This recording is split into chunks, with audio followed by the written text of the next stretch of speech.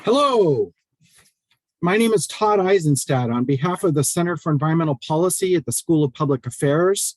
It's a great pleasure to welcome you to the second in our webinar series on ideas, interests, institutions, and nation-state climate politics, mitigators, adapters, and mitigator-adapters. We are very fortunate today because we have three specialists who are joining us, all of them from Europe, where indeed, as with the rest of the world, there are other things going on today. But we're very lucky to have with us Claire Dupont, Assistant Professor for European and International Governance at Ghent University, and she will present today her paper on the European Union as exemplary mitigators, best of a bad lot. We also have two commentators who will join us. We have Dave Huitema from the Vrije University in Amsterdam and the Institute for International Studies. And we have Lisa Dellmuth, Associate Professor of International Relations at the University of Stockholm. So we thank all of you. What I would like to do is ask Professor Dupont to present her paper for about 20-25 minutes. Then we'll have some time for each of the commentators to discuss the paper and the broader issue. And then we would like to open up for discussion. And if you have questions or comments you'd like to raise, you can ask those in the Q&A area in Zoom, and I will pick some of those up at the very end of the broadcast. So Claire, thank you so much for joining us in the evening, and welcome to American University. Thank you very much, Todd. I'm really happy to be with you here this evening and this afternoon for you. It's always nice to collaborate across the Atlantic or across any other ocean. It doesn't happen as frequently as we would like. So thank you very much also for the invitation. I will begin by sharing my screen so that I can share my slides. And I hope that everybody can see now. So just to set this a little bit in context, the idea behind the presentation tonight is really to present an early draft of a reflection paper about the role of the European Union as a mitigator, a climate change mitigator, and to kind of reflect on how that compares with its role as an adapter. The title of the paper is The EU as an Exemplary Mitigator. And you see also in the presentation, the introduction to the presentation, that the question that goes with it is this the best of a bad lot?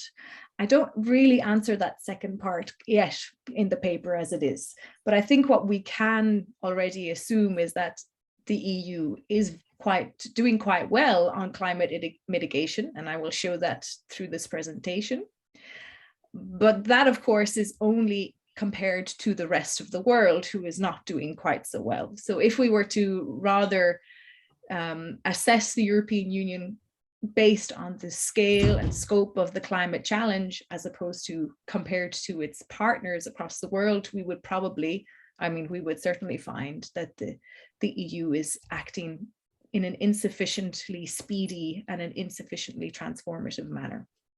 So that second part is maybe less the focus of this discussion tonight or today. I'm really just going to aim at getting at three main points, looking first at EU climate mitigation policy over time to show how this has developed over time, to show what the EU has been doing, then do the same for adaptation policy, and then to conclude this discussion really with a reflection on how does this framework of ideas, institutions, and interests help us in understanding the EU as an exemplary climate mitigator and perhaps not so much climate adapter. All right, so one of the first things I think is really important to understand about European Union action is that the European Union has generally taken action inside its own territory in an intertwined manner with whatever was going on in the global climate governance system. And this is very evident if you look just at the timeline of between the global action and the key moments in global climate governance and EU action. And that's because the EU, from very early on, from really the early 90s, had this declaratory goal of being a global leader on climate change. This is how it presented itself in the global climate discussions. And there are a multitude of reasons for it. And these reasons have shifted over time, but this narrative of being a climate leader has remained as part of the EU's approach to climate governance internally and also externally towards the global system. So the EU has worked through a target and a policy instrument manner in terms of its own policy governance, and it has tried to show to the global system that it is possible to still be economically well off while also mitigating climate change. And this is the example, the exemplary role that it's trying to play. I'm going to go into a little bit more detail, I think, on the EU action in the next few slides, because that also developed over time. But I really wanted you to see for this opening slide that this EU action does not happen in a microcosm inside the European Union. It really is about interacting with the global level in a very symbiotic manner, you can think about it. So the EU also prepares itself for the upcoming negotiations and plans to have things to show at the upcoming negotiations in order to try and convince others, persuade others to take similar action. Right, we'll get into a few of those now in the next few slides. Excuse me. So it's important, I think, when we're talking about this exemplary part of the EU's mitigator role to show that the EU has actually successfully reduced its greenhouse gas emissions. So this is a graph from the European Environment Agency from the annual trends and projections on greenhouse gas emissions report that they prepare every year. And this is also submitted to the United Nations Framework Convention on Climate Change. And you see that except for a few blips, since 1990, it's been a fairly steady downward trend for the EU in terms of its greenhouse gas emissions. So the trajectory has moments where it goes quite steeply downwards, and those are economic crises predominantly. The shift downwards to 2020, that does not yet include the COVID-19 crisis. The last confirmed figures are for 2019, but there we see that the EU's greenhouse gas emissions were reduced by 24% compared to 1990 levels. We expect, so initial preliminary findings for 2020 show that this could be as much as 30 or 31% compared to 1990 levels. And we expect that that will then arise again in 2021 somehow. But there are these fluctuations, but the general overall trend is quite far downward, and much more so than the EU even, I think, expected of itself. One thing that I'd like to point out on this slide is that there is a little circle at 2030, the 2030 targets, which, as you can see with the trend line that exists, that includes the measures that are currently in place, the EU will not achieve its 2030 targets that it has set itself. So I'm going to show that the EU is currently busy negotiating new measures, new instruments to try and shift policy to ensure that it does meet those targets. So that's a work in progress at the moment. I will move on now to talk a bit more historically, but it's important to see that when you measure emissions based on production of emissions in a certain locality, the EU, based on that particular type of measurement, has been successful in mitigating climate change, and it has been successful in reducing its emissions. So how has it done that? So this is the evolution of EU mitigation policy. And really, the EU in the 1990s, as I mentioned, had really the strong ambition to be a climate leader. For the EU at the time, taking action on climate change meant climate mitigation. Adaptation was not part of the discussion whatsoever. And this is, of course, written into the UNFCCC in the sense that there are common but differentiated responsibilities that developed countries, industrialized nations had historical responsibility, had higher capability, and had more responsibility for taking action than countries, low-income countries or developing countries. So the EU very much took this on board and early on saw that its role was mitigation. Adaptation was not something that was considered. The 1990s, of course, were not necessarily a period of success. I'm going to go back to the slide earlier. Even though you see a drop in emissions in the 1990s in the European Union, that's not anything to do with EU climate mitigation policies. These are generally, this drop in emissions in the 1990s is predominantly about shifting economies. So, for example, at the time, the UK shifted away from coal and moved to gas, and that caused a dramatic drop in emissions in the EU. And you see the same in the countries that are now part of the European Union, in the Eastern European and Central European countries. They went through a period of economic decline, which meant their production declined, and then that rebounded for a while in the late 1990s, which meant there was lower production and lower emissions of greenhouse gases. So we have a bunch of plans in the 1990s for policies. We do have a decrease in emissions, but the policies were not successful. They were not the cause of the emissions reductions. So the most important policy of the 1990s that was proposed in the EU was actually a carbon tax, and it failed. So the number one instrument that the EU thought would be the most cost-effective, the most efficient for reducing greenhouse gas emissions was a tax. But taxes, of course, are an instrument that require unanimous decision-making in the Council, and the Council is where the member states come together to vote on policy decisions. Fiscal measures are still today in 2022 still very sensitive issues in the European Union. Very much member states are careful about keeping control of their fiscal policy. So there was no real political momentum or political interest in this particular measure. Eventually, the European Commission, the institute that proposes legislation in the EU, withdrew the proposal for a carbon tax in 2002, I believe. So it sat there in the negotiations among the EU institutions for 7-8 years before finally being recognized as dead in the water. Then the 1990s, besides the carbon tax, was just about putting in place some voluntary measures on renewable energy, on energy efficiency.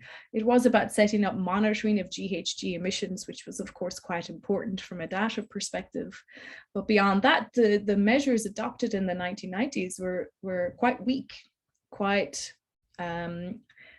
soft. And so we entered the 2000s after nearly a decade of the EU saying it wants to be a climate leader internationally, with very little to show of what it's actually doing concretely to combat climate change.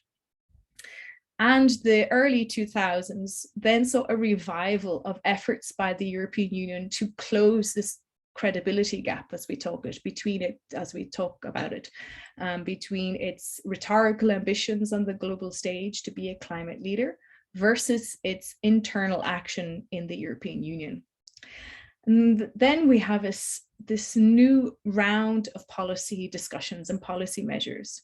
So creating more stringent policy on renewable electricity, for example, on energy efficiency, and on emissions trading. Now, the emissions trading system was first adopted in 2003 and remains to this day one of the central pieces of policy that the EU has to combat climate change.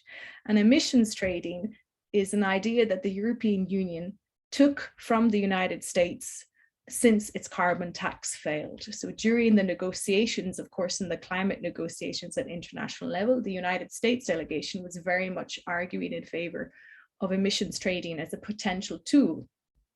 Also with the US experience of sulfur emissions trading, I think in the 80s, I'm not an expert on this, it might even have been the 70s, but this experience gave the US the the data to show that emissions trading could be useful. And when the carbon tax failed in Europe, this was the economic market mechanism tool that the EU then turned to.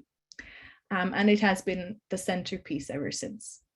So from the early 2000s, we have this kind of almost accidental pattern developing, which we see for the next 20 years. 3 pillars of EU climate mitigation policy: emissions trading, renewable energy, the improvement of the share of renewable energy, and energy efficiency measures. And this is kind of how the EU mitigation policy has developed ever since. And you'll see that now as we go through the next couple of decades. In 2008, the European Union was preparing for the 2009 Copenhagen negotiations, the climate negotiations in Copenhagen, which was where we were supposed to, as an international community, adopt a new international agreement as follow-up to the Kyoto Protocol, which was really about having strong binding targets to reduce emissions in different countries of the world. We know now that that negotiation round was a failure. We did not achieve that agreement, but the EU was very concerned about ensuring it arrived at those negotiations with a strong package of measures to really show, again, the example, but also to kind of persuade other actors to adopt similar policies. So in the mid-2000s, the EU adopted, so in 2007, adopted 3 targets for 2020 to reduce greenhouse gas emissions by 20%, to increase the share of renewable energy in final energy consumption to 20%, and to improve energy efficiency compared to business as usual projections by 20%. So a very nice, marketable 20-20-20 by 2020 set of targets. And this, to be implemented, requires new policy measures. And so the 2020 Climate and Energy Package was proposed in January of 2008. Very swift negotiations among the European institutions in the EU meant that it was agreed a year in advance of the Copenhagen negotiations. And then the year leading up to the Copenhagen negotiations was about showing we have adopted our measures, we will achieve our targets. And you know what? If you in the rest of the world adopt similar policies, adopt similar targets, we will become more ambitious and we will aim for 25%. None of the rest of the world cared about what the EU was doing. The Copenhagen negotiations went on the way they went on.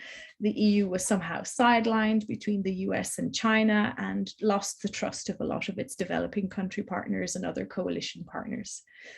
So here we leave the late 2000s with EU governance package that has the same core elements as what we saw in the early 2000s, emissions trading, renewable energy, energy efficiency, has added a few extras, including a directive to promote carbon capture and storage technology and a regulation on emissions from cars, which has also been updated since. And so this is what we're left with in the EU, no ambition to increase to 25% for 2020 as a result of Copenhagen, and a rethinking of how the EU should engage with the world, since that was not a successful exemplary leadership role that it took leading up to Copenhagen. At the same time, we had the economic and financial crisis starting to be felt in Europe. It was a little bit later, I think, than the impacts in the US, but certainly from 2008-9 onwards. Then we had the Euro crisis. So the early 2000s and 10s, I would say, were far more about dealing with the fallout of those crises, than any real consideration of how to improve and make European climate mitigation governance more robust. Any improvements that happened at the time were rather about patching up some of the holes in certain previous policies.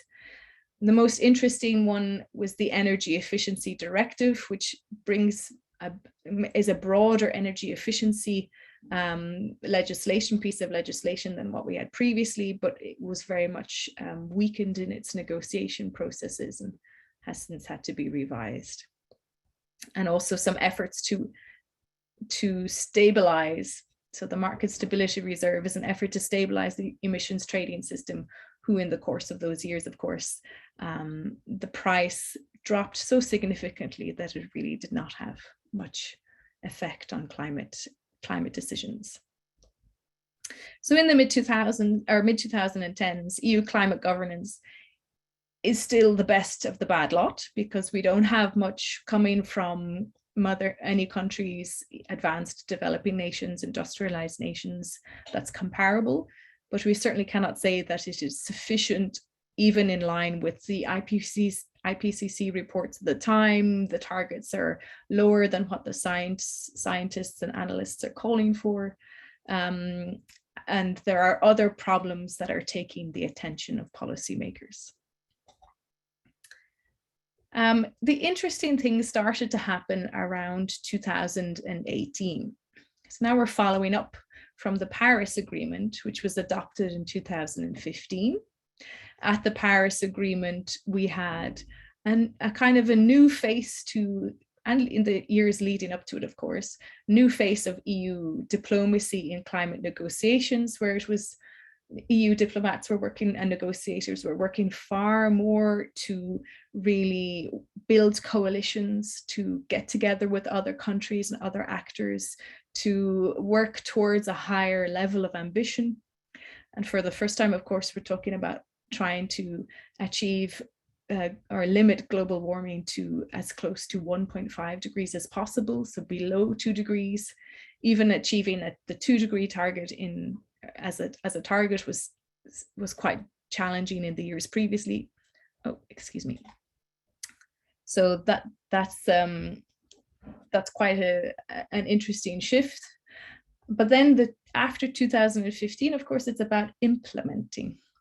What are we going to do? How are we going to achieve this 1.5, close to 1.5 degree goal? And clearly the measures that the EU had adopted towards 2020 are not sufficient, would not be sufficient to achieve goals beyond that. And you can see that also with the graph I showed at the beginning. We're in a situation now where our current policies are not sufficient to get us even to the 2030 target. And that was a similar situation in 2015. There were certain of our policies that were even insufficient for achieving some of the 2020 targets. We made it in the end, but it was a bit unsure that would happen. So 2018, we have a new round of policy negotiations, this time to adopt all the measures required for our 2030 climate and energy framework. In 2014, the prime ministers and presidents, the heads of state of EU member states and heads of government came together in the European Council and agreed that we would reduce our greenhouse gas emissions by 40%, excuse me, by 2030. And then this was our contribution to the Paris Agreement. And then in 2018, we set about adopting measures to achieve that target. And those measures were already an incremental step beyond what was adopted in 2008, 10 years previously, still about updating the emissions trading system, still about ensuring we increase the share of renewables, about improving our energy efficiency. But there were a few extra elements involved there as well. One is the governance regulation, which is about how we calculate the contribution or the share of the member states to an overarching goal of achieving, at the time, 27% share of renewables by 2030. And the other is LULUCF, so land use change and forestry. So this is an area that hadn't previously been legislated in this package of measures on climate mitigation governance. So there were some interesting adjustments at that time. but very much still following the similar patterns of these three pillars: energy efficiency, renewables, and emissions trading. Since then, things have changed quite significantly, at least on paper. And that is with the adoption in 2009 by the European Commission of the European Green Deal. And of course, we've had this, there has been the discussion in the US as well. And if you look at the proposal, the proposed US Green New Deal and the published European Green Deal, you certainly see a lot of overlaps. There's very similar, they're very similar in how they're structured. But this European Green Deal, adopted just about a year after we finally managed to get all the instruments in place for the 2030 framework, shifted a lot of the negotiations and the discussions. And it's not just the Green Deal, of course, there were other discussions happening. We saw a lot of youth protests who were really much taken, their voices were heard in the European Union.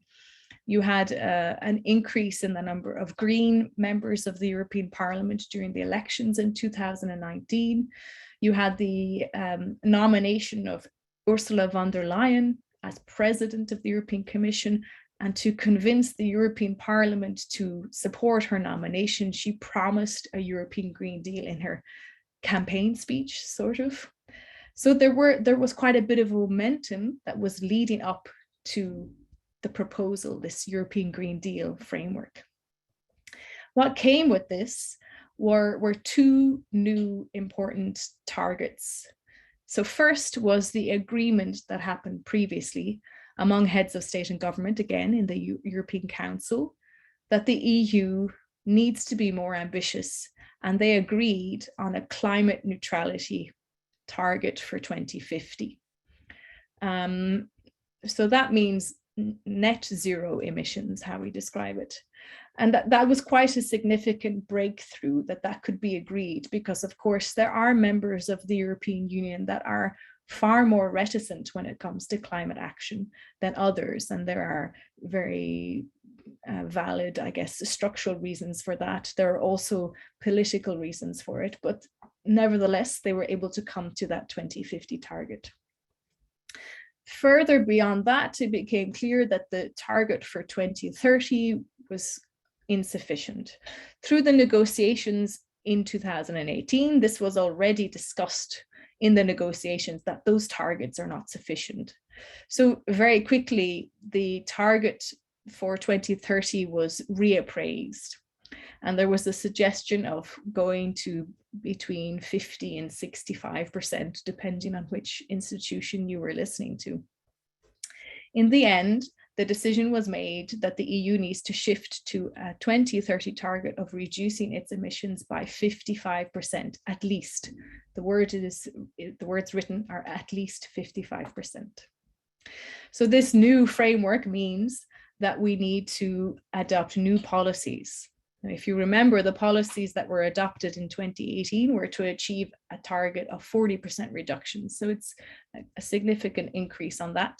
And as you saw in the slide, the graph earlier that I showed, you should see, oh, I'm sorry, can you still see my screen? Yes, I think you should be able to.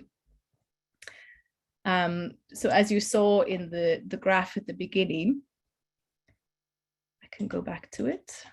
There, we're still quite a distance from our 2030 target, according to the trends, if we do not adopt new measures. So the new measures that are currently being adopted are called, unfortunate name, but this is how it is, the Fit for 55 framework. So it's a new 2030 climate and energy framework. And it follows, again, similar patterns, you know, focusing on emissions trading, on energy efficiency, on renewable energy, but there are new elements. And these new elements are really interesting because they move beyond what the EU has done before. And they include a social climate fund, for example. They include some very explicit external policies, such as the carbon border adjustment mechanism. These are things that have some importance in global setting as well. So I'm going to just, I think, maybe try to show you a little bit why the European Green Deal has an important role in terms of setting or framing in a way, and has this potential to be somewhat transformational. And it's a kind of setting the EU, as you saw then the history from the 1990s, in this context of moving from incremental step-by-step change, but sticking to the same patterns, to actually proposing something quite different. And I think one of the core elements of this is that if you look at the European Green Deal, it shifts the logic inside the EU across a whole bunch of policy domains. So the European Commission particularly has always said jobs and growth, economic growth, these are clearly the important aspects of what the EU is supposed to do for citizens. But the European Green Deal shifts that, turns it on its head, and says, well, yeah, we can have growth, but it has to be growth that's compatible with our environmental, ecological capacity. It has to be compatible, it has to fit within the frame of environmental action. And never before have we had that kind of a framing for policies in the EU. So there's something quite potentially transformational about it. We still have to see, and there are signs that this is extremely difficult, how and whether this sort of transformational vision, it's like a systemic vision, an integrated vision across all sorts of policy domains, how that can really be translated in practice into policy measures, because there's still a lot of pushback. So that's one to watch, what's going to happen. Just to show you here, this is the most famous graph, I guess, we have of what the European Green Deal is. But there's something interesting about it, is that you can see already from the different headings there that it's not about only energy efficiency, emissions trading, and renewables anymore. Here we're also talking about a zero pollution, toxic free environment, biodiversity and ecosystems, food system, the farm to fork strategy, sustainable and smart mobility, building and energy efficiency, there it is, industry, mobilizing industry, circular economy, etc. So it adds elements that would not have been considered part of climate policy. It adds them here as well. It also has a particularly strong social dimension, which is part of the reason that it became acceptable to some parts of Europe. And it still emphasizes this idea of the European Union as a global leader. And here's more of its aim to be an exemplary climate leader. We could talk for hours about the European Green Deal, so I'm going to just stop there and we'll be happy to take questions. Now let's go back and look at adaptation policy. I think the question when it comes to the EU and adaptation policy is, what policy? Most of the work that the EU has done on adaptation has been about strategizing. It didn't really work or even consider adaptation. And we'll talk about this later, I think, when we talk about the ideas, institutions, and interest framework. The EU didn't really think about, if you can imagine the EU thinking, think about adaptation until the late 2000s. So in 2009, the European Commission released a white paper on adapting to climate change. So white paper is like a reflection paper. It usually signals, a white paper usually signals that there will, in the years to come, be some sort of policy proposals made. And what came later was the 2013 Adaptation Strategy. Now, the Adaptation Strategy doesn't necessarily propose regulations and legislative measures. It provides certain principles on how member states should approach adaptation. It provides guidelines and recommendations, and it's spurred an evaluation process, something that was about assessing how adaptation prepared different member states were. So it was focused on adaptation inside the EU and trying to encourage member states to take action themselves. Under the European Green Deal, we just last year had the EU and the 2021 EU Adaptation Strategy adopted. That still is not so much like strong, hard policy of legislation, but it introduces some new ideas. It clearly aims to identify policy gaps. And if it's identifying policy gaps, it may at some point propose stronger legislation. And it also introduces this idea of just resilience, which is a really interesting social concept for adaptation that's, I think, yet to really be defined. So there's more work to be done on it. And the adaptation strategy is now also being connected to, for example, the 8th European Environment Action Programme, which is another environment programme. It's been connected to ecosystem and biodiversity policy, and adaptation starts being part of the discussion on food systems. And so it's kind of entering into other policy discourses. I still have to look in more detail at a lot of this, and I'd be very interested to hear especially comments from Dave and Lisa on this, because this is the one area where I feel I haven't been able to do sufficient research yet, and I'm very excited to learn more about it. I just want to provide some first early thoughts about how we can think about the EU as a climate mitigator versus the EU as an adapter. And of course, institution-wise, there is obviously an important role for the division of competences in the EU. Climate mitigation has been taken strongly by the EU level as a competence that the EU has to work on. So the reduction of greenhouse gas emissions happens EU-wide, and the development of policy measures and proposals happens in the by the European Commission, negotiated among the EU institutions, and then implemented later in the member states. Conversely, adaptation policy is very much perceived as a local level policy. It's up to cities to think about adaptation in their planning. It's up to countries to think about it in terms of their agricultural or their coastal systems and so on. So this division of competences, where the power lies to make policy, is often, I think, discussed when it comes to why the EU is not doing more in adaptation. At the same time, what I found from the few interviews that I've managed to carry out so far is that historically there haven't been strong EU level interests pushing for EU adaptation policy, unlike when it came to mitigation policy.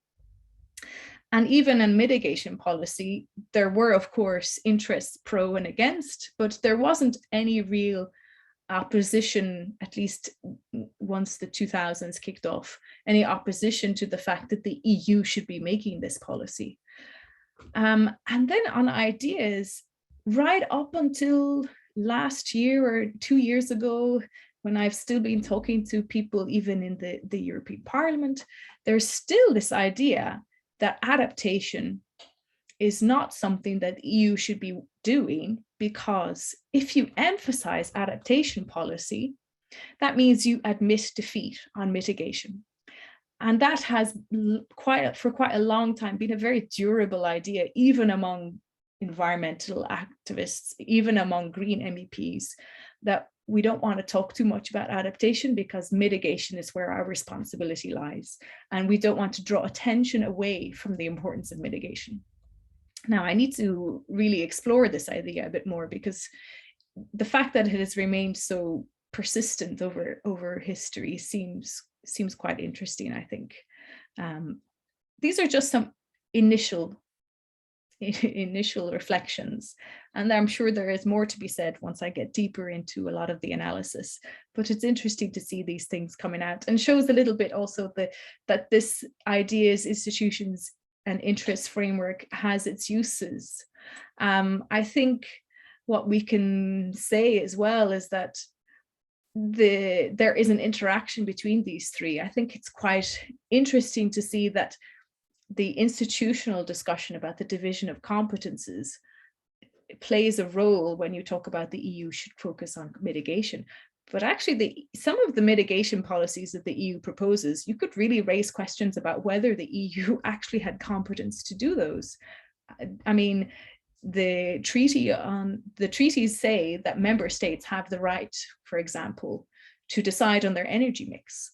So if you think about that, how was it possible that the EU could propose legislation to say part of your energy mix needs to be renewables? So this is actually kind of, I think in some ways there is a history of the European Commission being creative about how to use the competence that is at the EU level when the necessity is there, when it is seen as necessary. And perhaps that impetus, that idea of seeing climate adaptation policy as necessary is not yet there. So the interactions between ideas, institutions, interests, I think it would be very interesting to dive a bit more deeply into that. So yes, the EU is and has been an exemplary climate mitigator. That doesn't mean that other parties have followed it, doesn't mean that it's sufficient for the scale of the climate problem, but it's very far behind in terms of adaptation policy development and governance.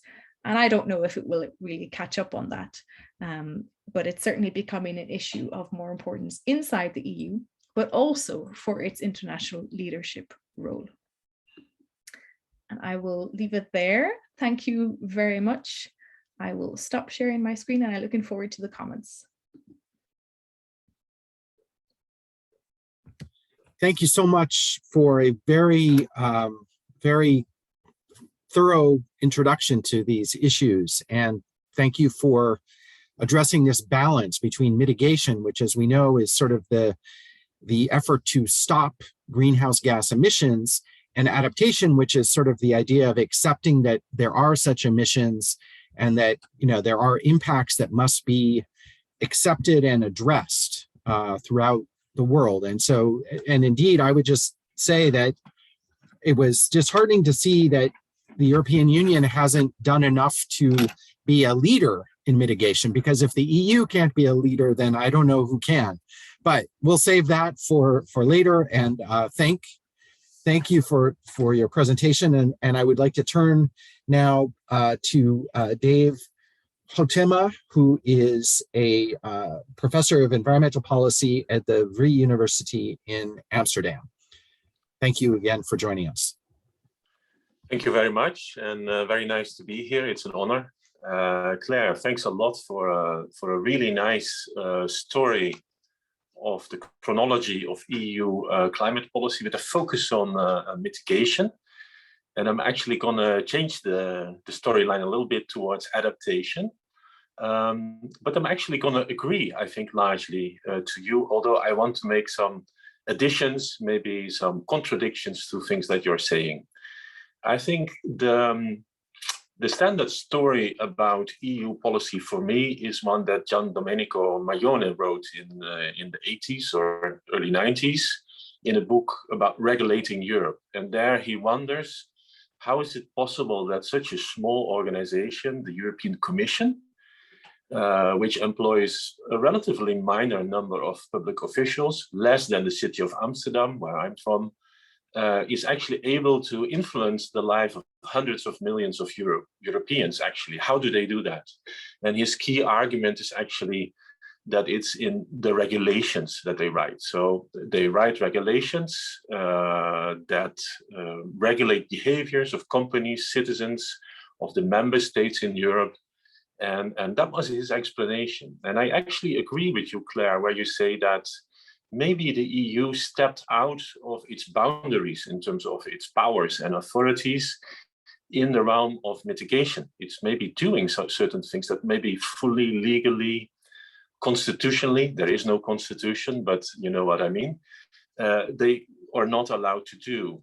And I think that the emission trading system, but also the Green Deal to a degree is an example of that. It's about spending budgets, it's about investing, it's about creating a market for emission trading, all things that are a little bit beside, let's say, what you would call pure regulation. So I find that very interesting that this movement, this change has happened for mitigation.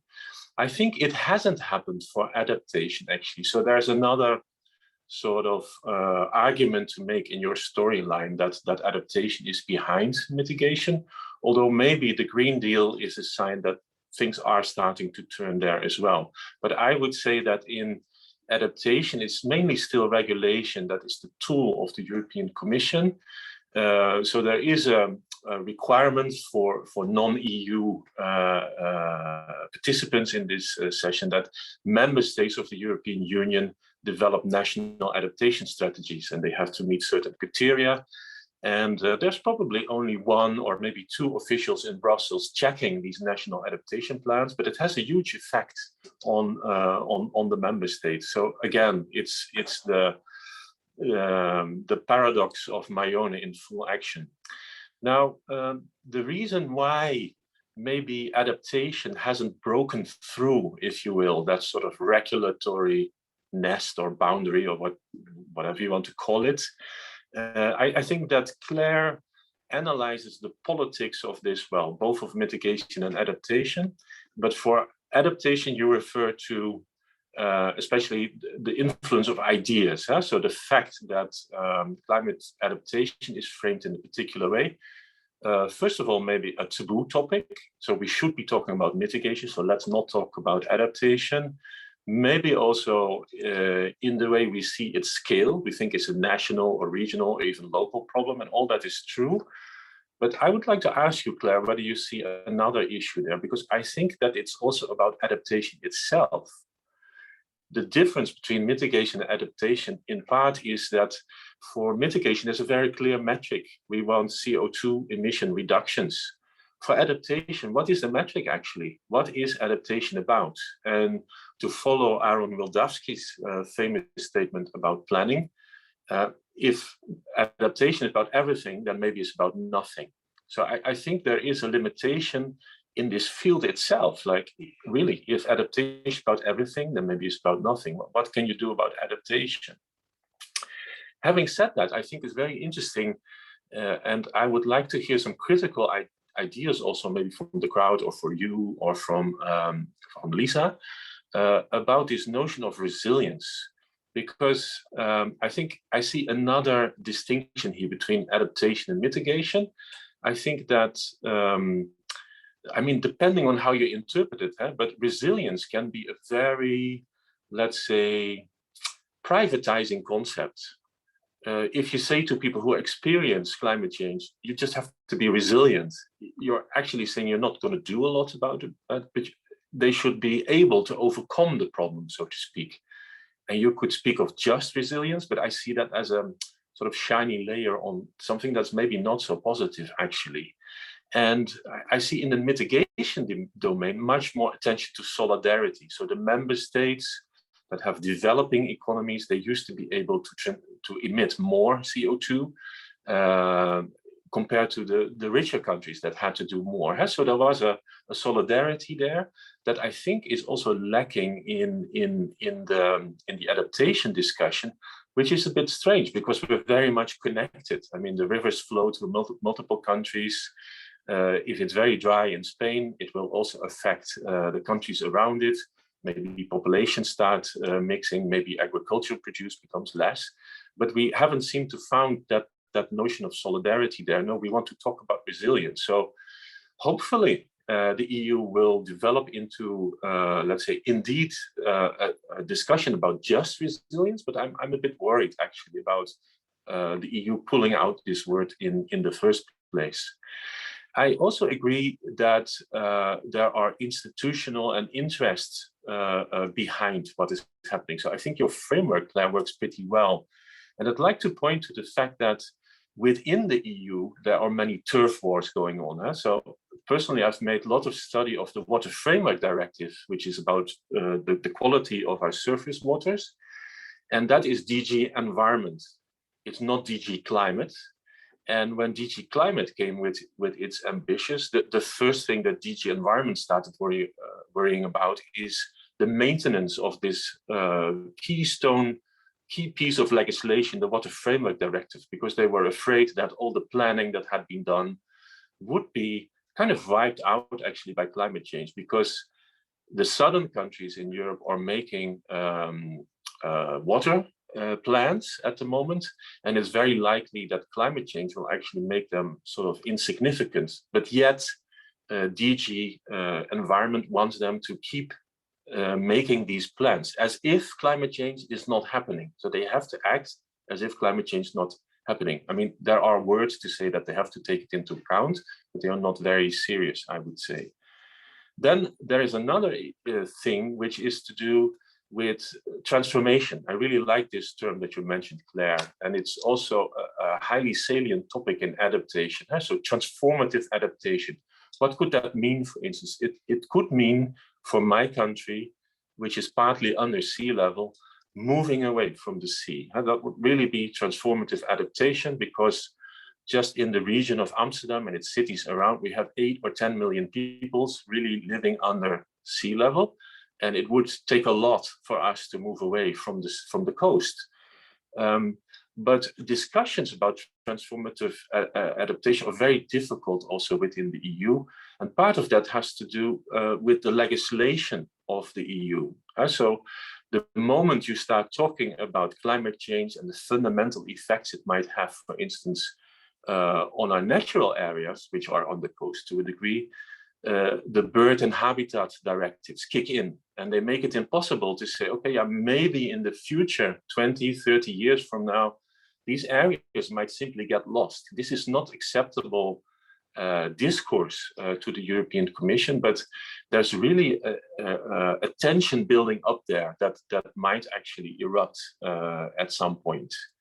So, and then maybe as a last point, I think that there are some interests to be found around adaptation as well. And I think, unfortunately, to a high degree, it's the interests of the northern states versus the southern states. So if you look at droughts, for instance, which is a highly salient topic for the southern European countries, the northern European countries do not want to develop legislation about it. So the EU is only developing guidance documents, but nothing really that has the power of law. And this is to do with political majorities in the European institutions.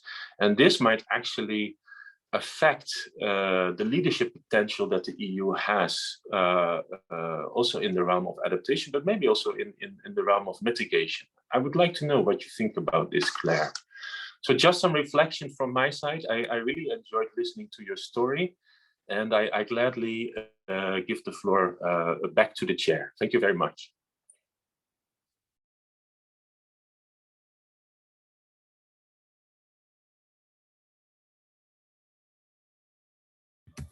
Thank you. Those were very pointed, helpful comments, and very much appreciated. And for our second set of comments, we are turning now to Lisa Dellmuth, who is Associate Professor of International Relations at the University of Stockholm.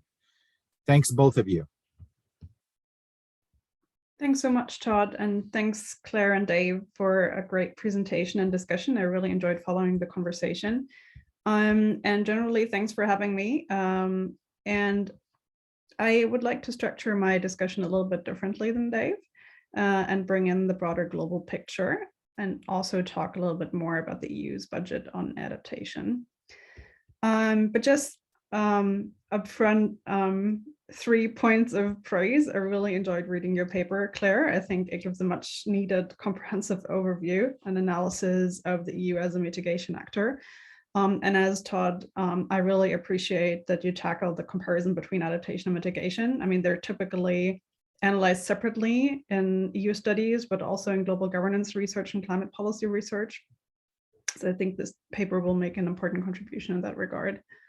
And third, I just wanted to highlight that I really appreciate this broad focus on the 3 I's, on ideas, interests, and institutions, because I think it will help us to better understand the broad factors shaping EU engagement with adaptation and mitigation. I can anticipate that it will be difficult to do a fully comparative study that will be fully systematic at all points, but it would be very interesting to read about that. And it also, and I will get back to that in a minute, this pertains to thought that I'm having about this framing mitigation versus adaptation, that we're oftentimes talking about those two as opposite or different goals. But in terms of the structure of my discussion, I wanted to engage with 2 specific claims in the paper. And the first is a claim that Claire makes up front, and that also comes back in the analysis, and that is that there is this widespread assumption that the need for adaptation stems from insufficient efforts to reduce carbon emissions, and that this basic assumption has hindered practitioners to push for more adaptation action in the EU. And I completely agree with that. And I also think that this was a widespread belief beyond the EU for a long time, across international organizations, and also both in the practitioner and scientific communities. And as we know, in 2015, the Paris Agreement acknowledged adaptation for the first time as a global goal, and that has also spurred more widespread adaptation action. So our research at Stockholm University, for example, has found that already in 2007, after this IPCC report on adaptation and the Bali Action Plan, we saw that global political engagement with adaptation has increased, and also in the EU. And I think your paper very nicely discusses EU actions against the backdrop of these broader global processes. It could do so in an even more detailed way, I think, in order to disentangle the relationship between broader global processes and how the EU might have responded to those. Because yes, there could be a symbiosis, but it could be also interesting to entangle what came first, and if the EU has been an opinion leader. But so adaptation has been a contested concept, and Davis talked about that as well, not only in the EU, but also in other international organizations. And it has led policy entrepreneurs to push for adaptation actions in areas such as health and development, in part also in the area of migration, but in other areas, the concept has been too uncertain in terms of what it means in a specific policy area, how the problem could be defined. So in areas like trade or security, adaptation has not really been integrated equally successfully. So just a few reflections about the concept of adaptation, which Dave has already mentioned, that it needs clarifying. And I think the paper would also really benefit from taking a clear stance on what it means by adaptation. I mean, clearly it means different things to different people. With the IPCC, we could conceive of it as very broadly, basically as any changes in socio-ecological systems in response to climate change. So I think, in my view, that this notion of adaptation includes different types of activities aimed at reducing exposure to climate risk or vulnerability to climate risk, but also improving resilience and adaptive capacity. To me, it's not entirely clear how adaptive capacity differs from the notion of resilience. So that kind of links back to Dave's discussion about this notion of resilience. But in my view, resilience is part of the broader concept of adaptation. And also, I think adaptation has, in addition, it includes the specific dimension of loss and damage, where basically industrialized countries that cause climate change provide and need to provide much more finance to developing countries that suffer from climate change that they have not caused. So I suppose an interesting question is, for all of us also as scientists, is adaptation a sign of failure? And I suppose it is, but it's also, it doesn't mean that we give up on decarbonization if we push for adaptation. And indeed, you can also see it like in small parts of the EU budget that slowly after the beginning of the 2010s, that the EU has started to introduce this idea to address both in conjunction, but very, very slowly. I will get back to that in a minute. But first, I wanted to engage with the second claim that the paper makes. And that is that the EU itself has led to a division of competence between the EU and national and subnational levels, so the subsidiary principle that gives little opportunity for the EU to attend to climate adaptation policy. And Claire, you have taken it up in the discussion as well, and that was very interesting. And I completely agree with that. But I also think that this interpretation of EU law is grounded in a view of adaptation as a local problem, and you also mentioned that. But now we know that we have, maybe some of us have thought for a longer time, but since the Paris Agreement, we have this explicit acknowledgement that adaptation is a global problem, and the EU is also party to the UNFCCC. So I suppose, I mean, I'm not a lawyer, but I think there would be interesting analysis to be done in terms of how EU law could be interpreted and practiced given the Paris Agreement. And this is not to say that some adaptation actions are not local actions. Of course they are, like, for example, building dams along the Rhone or the Rhine rivers, or building green spaces in cities. But adaptation is also a global problem. And I think in terms of, I really like your distinction between internal and external policy.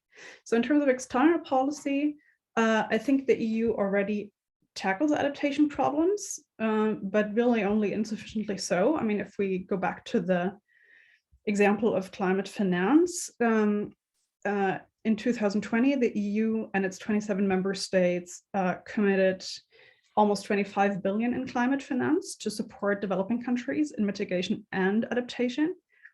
But obviously, and we know that from this broader global discussion, also in the follow-ups from COP26, that this is definitely not enough, and that we need trillions to protect vulnerable communities and states, and as well as future generations. So it is, so here the EU is definitely, maybe it could be conceived of as a front runner, but it doesn't do enough, which also nicely echoes the title of your paper. But adaptation is also an internal problem, of course. And in terms of its internal actions, our research at Stockholm University has created this international organization adaptation index, and we have focused on the period between 1990 to 2017. And we, so in this measurement, the EU scores 20 on a scale of 0 to 100, where 0 is no engagement with adaptation and 100 is maximum engagement with adaptation. So the EU scores quite well, and it's definitely fares relatively well compared to other IOs. But given the score of 20, it's not a high performer, and that also nicely resonates with your assessment on the paper. But generally, you could say, okay, that's clear, because adaptation in the EU is maybe not as pressing as in other world regions, and Dave has nicely brought up the topic that it may be contested within the EU. And it's true. I mean, over 95% of climate-related deaths since the 70s have occurred in the developing world. But still, I think that science tells us that there is sufficient reason to assume that we need to increase adaptive capacity in the EU already now, especially climate-related risks to health, maybe also food security to some extent, but definitely water supply and economic growth will become ever more relevant in the EU as we move to more global warming. And the IPCC has very nice measures about that, and I look very much forward to the release of the new adaptation report in a few weeks, or maybe even in 1 week. Okay, I just wanted to briefly say something about adaptation and the EU budget, and I would love to hear your thoughts on that, what that means, Claire. I mean, adaptation and mitigation are both mentioned in the EU financial perspective alongside each other since 2014, right? So in the 7-year budget plan from 2014 to 2020, 20% of expenditure needed to be climate relevant. And in the new perspective since 2021, the EU has raised this to 25%. So 25% of total EU expenditure has to be climate relevant. And adaptation finance is especially allocated under Horizon, so the research mechanism of the EU, and the European Structural and Investment Funds. So this, what's called Cohesion Policy, it's just regional development policy. And that is at about 55 billion euro per year, right? So about 60 billion US dollars. So it's very little money. It's much less than 1% of total EU GDP. It's about 1% of the total EU budget, and it's about 0.001% of the total US budget. So, and of this, only a fraction is on adaptation measures. But you bring nicely out this discursive dimension of adaptation. So I would love to hear your thoughts on this tension, if you will. Okay, to wrap up, I agree with Claire's assessment that the EU is an adaptation laggard, although it doesn't fare too badly when it's compared to another about 30 major international organizations. And I also agree that common narratives still pitch adaptation and mitigation against each other. And that the Commission strategy basically could do so in order to get things done on decarbonization, and as adaptation could be a nuisance in the already difficult process to reaching political agreement. But I think that we need to reconsider this, because the science tells us that it's important to tackle adaptation and mitigation together. Thank you. Thank you very much, Lisa. And thank you also, Dave. And Claire, would you like to respond? And then we'll go to the audience and see if they have any questions. Thank you very much. And I really appreciate that both of you commented quite significantly on the adaptation side, which is, of course, the part that I have most work left to do on. So you've really given me a lot of food for thought. I don't think I'll be able to respond to everything. Dave, I'm also really interested in this just resilience idea, because it's not defined, right? And I think that's going to be very interesting to see what it becomes. My hunch is that because we have a just transition for mitigation, you know, that we have this solidarity mechanism, which is basically funding for regions that will have to transition away from a fossil fuel-based economy to a more decarbonized economy, that the just resilience idea is trying to create this similar level of financial solidarity. But I don't think there is anything yet really concrete about it.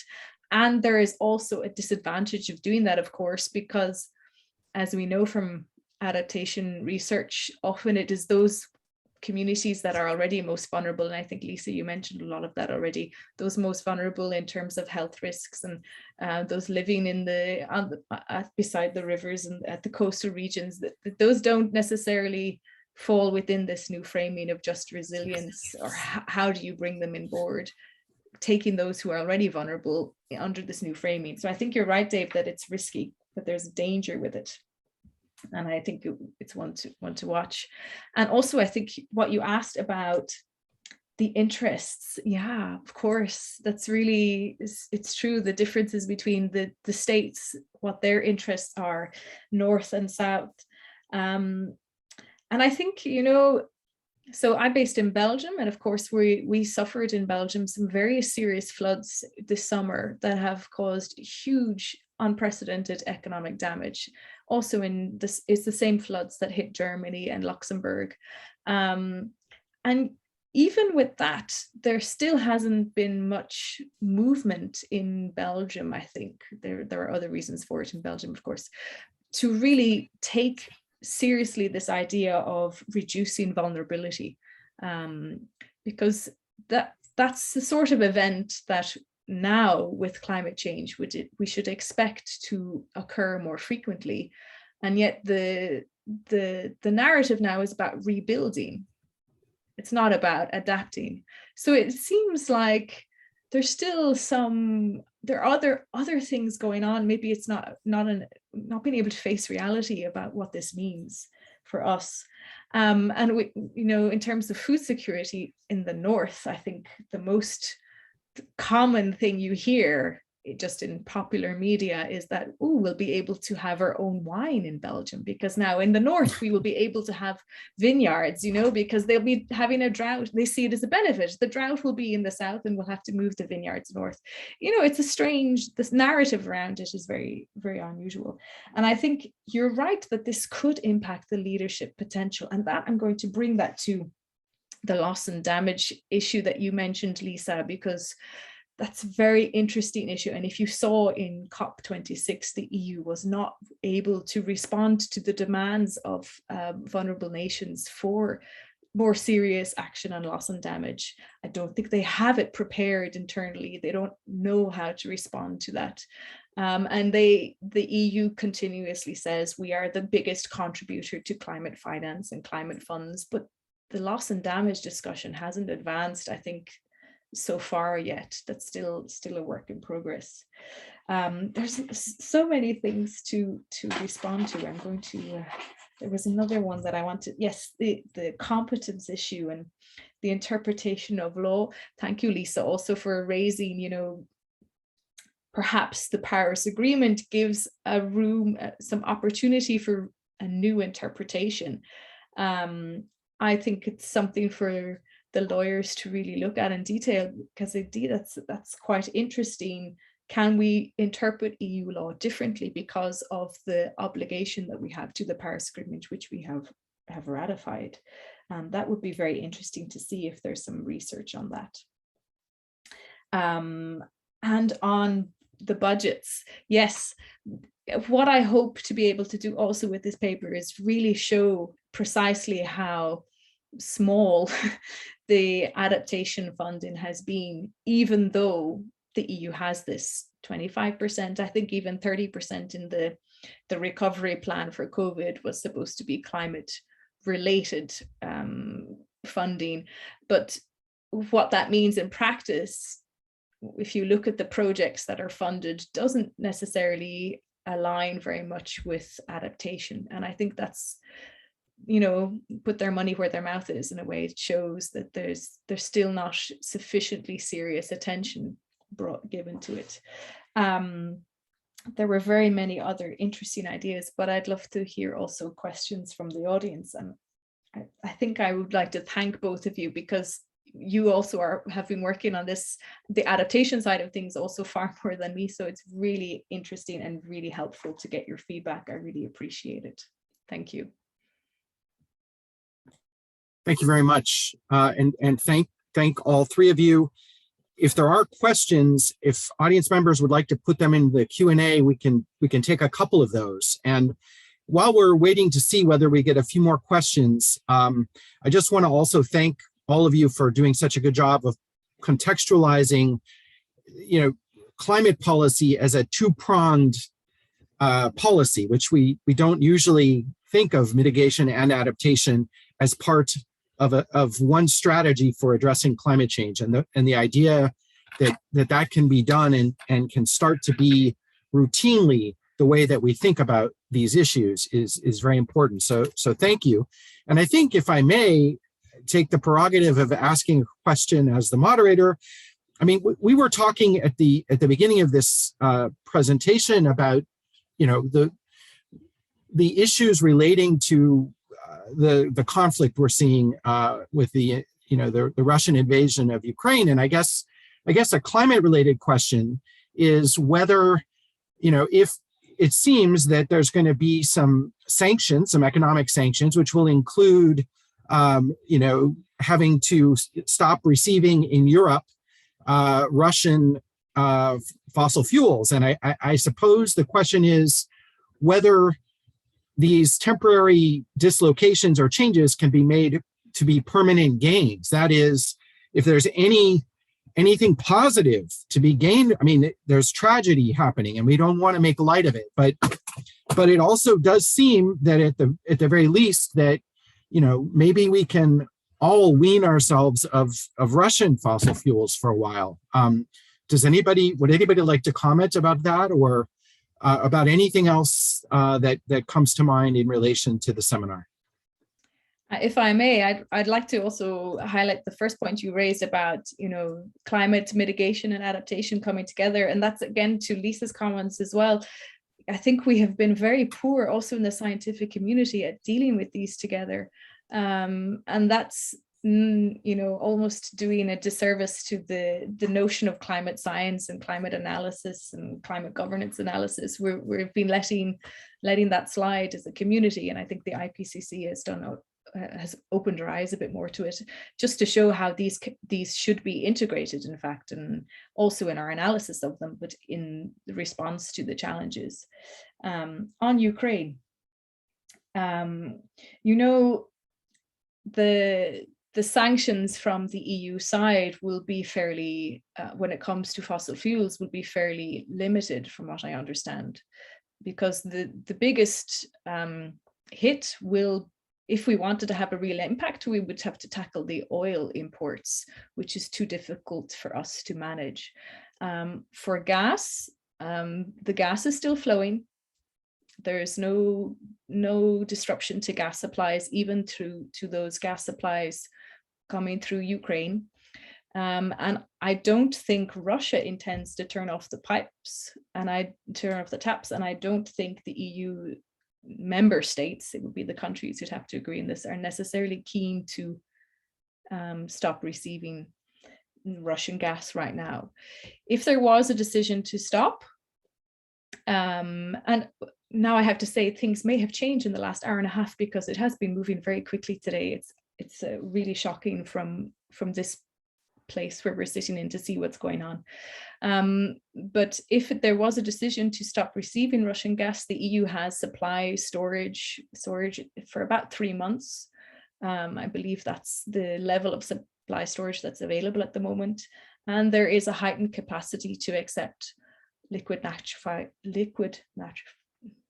natural gas from other places such as the US, Trinidad and Tobago, Qatar, other places. So it would not be a disaster, but it would require some planning for the EU. And I'm not sure that the EU necessarily wants to fully, from a geopolitical point of view, disengage with Russia right now to that degree. Already in 2014, a lot of the partnership discussions and the soft interactions between Russia and the EU were stopped, and they never really started. So these informal dialogues, they never really restarted after 2014. And I think the EU and Russia have, in any case, from a soft diplomacy point of view, been drifting from these last few years. But the economic interactions remained the one continuous aspect where there were some engagement between, and I wouldn't be sure how interesting it is to completely disengage. I think probably Lisa would have something to say about that from Swedish perspective as well. But yes, there are plenty of reasons to stop using fossil fuel. Russian aggression is not the first one. For decades we should have been thinking about this. But perhaps it provides an extra food for thought to push some of those reluctant political actors to think twice about it. Yeah. Okay, thank you. Any other comments?